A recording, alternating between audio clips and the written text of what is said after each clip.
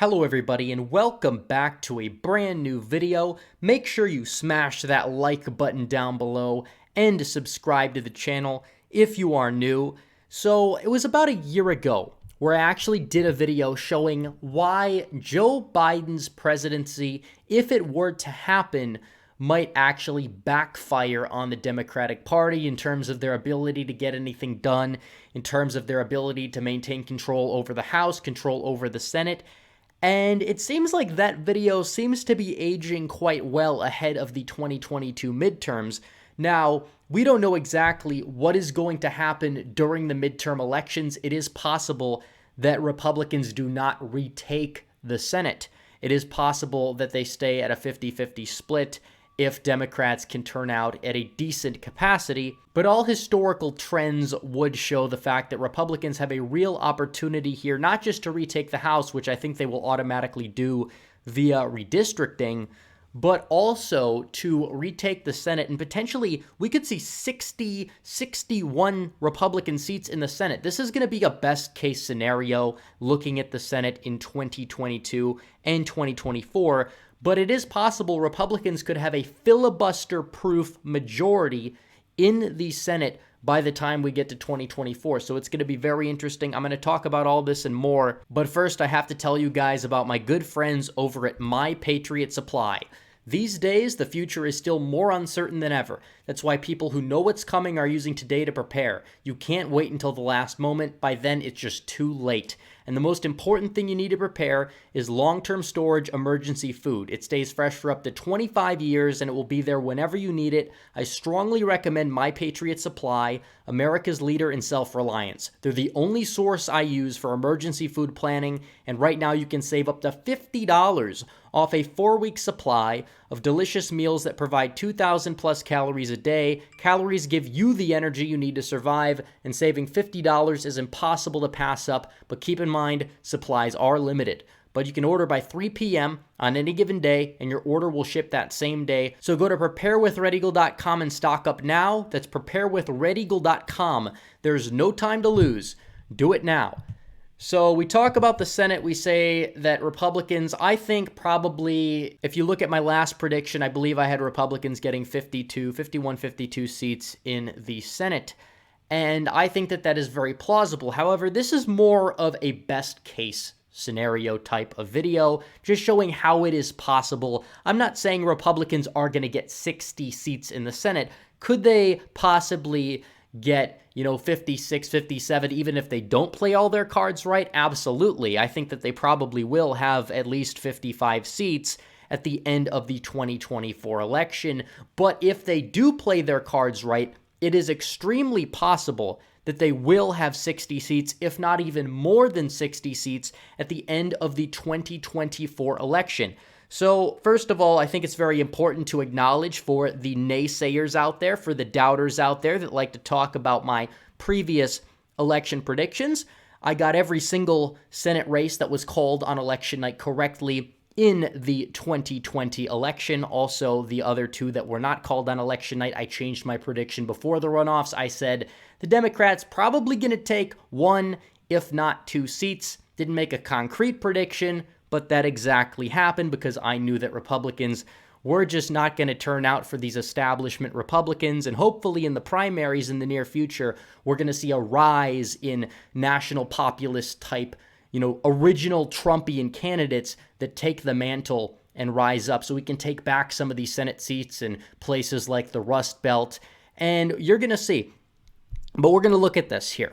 50-50 is the current Senate composition. But we are going to talk about the elections that are going to happen and what I think the flips are going to be in the 2022 midterm. So Wisconsin, I think Johnson, even if he doesn't run, based off of the state's trend, probably a Republican hold. Democrats don't really have that many, good candidates to choose from that I think would have a very good shot at winning.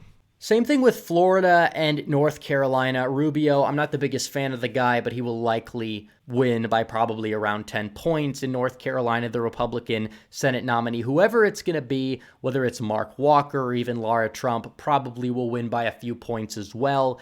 So we look at what other states Democrats could potentially flip. The only other one really on the map is Pennsylvania. If you look at Pennsylvania, Pat Toomey is retiring. Fetterman probably going to be the nominee, and I think he is probably favored at the moment.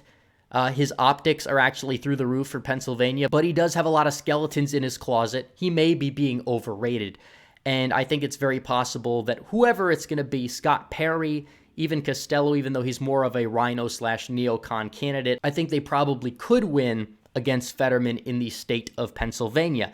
So we talk about the flips. New Hampshire, I think Chris Sununu is going to run in the state of New Hampshire, and I think that, yes, he is going to win that seat in the state of New Hampshire because he is a very popular governor. Even all of the election mafia polls show him ahead significantly. So I think that that is going to be a flip to the Republican column. So that's the first flip. Then we talk about Arizona and Nevada. You look at the DSA taking control over the Nevada Democrat Party, already in shambles. The Reid machine has basically been run out of town.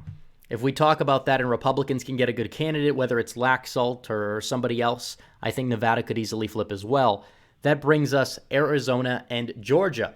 Mark Kelly in the state of Arizona, he's probably favored. I'd be lying to you if I said that he wasn't, but I think a candidate like Andy Biggs, who can unite the Trump base along with the establishment Republican base and get some Mormons on his side, which are surprisingly like 5% of the Arizona population.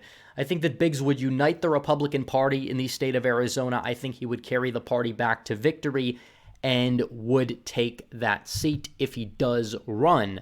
So that's it for Arizona. Georgia, I think that if Herschel Walker is the nominee, which I believe he will be for Senate, he will get the Trump endorsement. Very popular NFL player, local celebrity. You have Warnock, on the other hand, who had some scandals that were not really exploited by the Loeffler campaign, which was terribly run.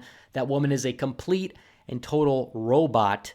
As all of you guys know, was one of the worst candidates that the Republican Party has put up for any office in quite some time. Going back to 2017 with Roy Moore was probably the worst candidate to win a Republican nomination. I don't know why Brian Kemp decided to appoint her. If Perdue were running against Warnock, I do believe that Perdue would have won by a few points. Loeffler was an abysmal candidate. Personally, Georgia is going to be gone after 2022 for Republicans. I absolutely would agree with that. But I do have to say that I think that if Herschel Walker does run, that he will win and that he will defeat Raphael Warnock, giving Republicans 54 seats in the Senate after the 2022 midterms. Now, let's say Donald Trump runs for president again in the 2024 election. Let's say that he narrowly defeats Kamala Harris by winning back the 3 Rust Belt states, as well as holding on to Texas, Florida, North Carolina, and maybe flipping back Arizona and or winning the state of Nevada in the 2024 election. Because if you look at it, Republicans down ballot typically overperformed Trump in both 2016 and 2020 by a little bit. So let's say this happens again, because then the popularity of certain incumbents like Debbie Stabenow wouldn't matter, even though I would expect either Debbie Stabenow or Casey in Pennsylvania to retire. But we could look at the automatic flips first. Montana, Tester, out the door. Sherrod Brown with the trend in Ohio. It would be a closer election than Trump versus Harris or DeSantis versus Harris, whoever it's going to be. But I do believe that Brown would lose, and Manchin likely is going to retire. And if he were to run for re-election again, he probably would lose that seat as well. So already, without examining any competitive states, Republicans get 3 automatic flips in the 2024 election, because I do believe that Florida, obviously, Rick Scott would get over the finish line. I think Texas is going to stay red, probably at the Senate level even until 2028, 2032, around that time. We could look at this and say, okay, they're at 57 seats. There still are competitive seats for them to get to 60. If you look at Pennsylvania, if Trump wins Pennsylvania, I think he would beat Harris in Pennsylvania. Harris doesn't have that Biden factor going for her. If you look at the fact that if Pennsylvania were to flip with Trump at the top of the ticket and Republicans could field a good candidate down ballot, I think if Casey retires, easily Pennsylvania could flip at the Senate level. Same thing with Michigan. Michigan could easily flip as well.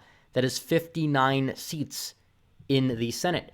And Sinema, I would probably give her the benefit of the doubt to cross the finish line. Rosen in the state of Nevada, maybe not so much based off of the direction that the party has been going in. So let's say that that seat is a flip into the Republican column. Republicans could automatically find a way to get to 60 seats in the Senate.